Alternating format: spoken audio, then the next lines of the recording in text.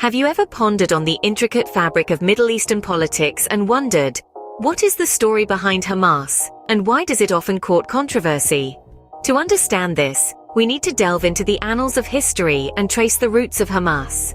In the heart of the Middle East, amidst the tumultuous landscape of Palestine, Hamas was conceived. The year was 1987, a time marked by the First Intifada, a series of Palestinian uprisings against Israeli control.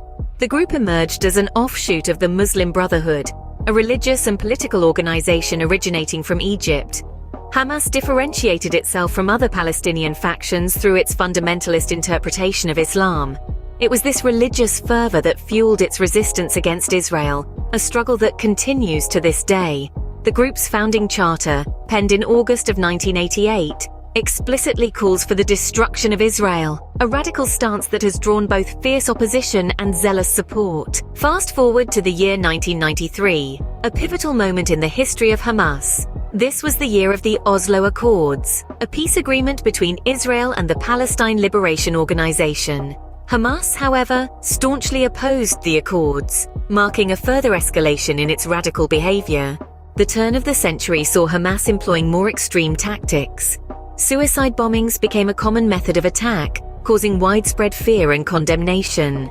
The group's activities led to its designation as a terrorist organization by the United States in 2001, followed by the European Union in 2003. Despite the international backlash, Hamas continued to gain political traction. The zenith came in 2006 when the group won the Palestinian legislative elections. This victory, however, exacerbated tensions with Fatah, another major Palestinian political faction, culminating in a violent conflict in 2007, which saw Hamas seizing control of the Gaza Strip.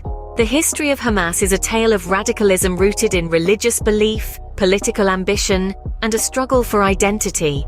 It's a story of a group that emerged from the ashes of civil unrest, grew through opposition to peace accords, embraced extreme methods, and rose to political power, only to further deepen the divide within its own community.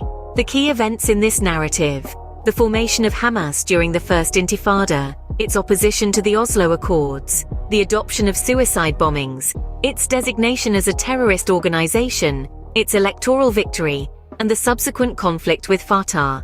Each mark a significant escalation in its radical behavior. These are not isolated incidents, but rather they form a continuum, a chain of radical actions that collectively define the history of Hamas. This brings us to the question we started with. What is the story behind Hamas, and why does it often court controversy?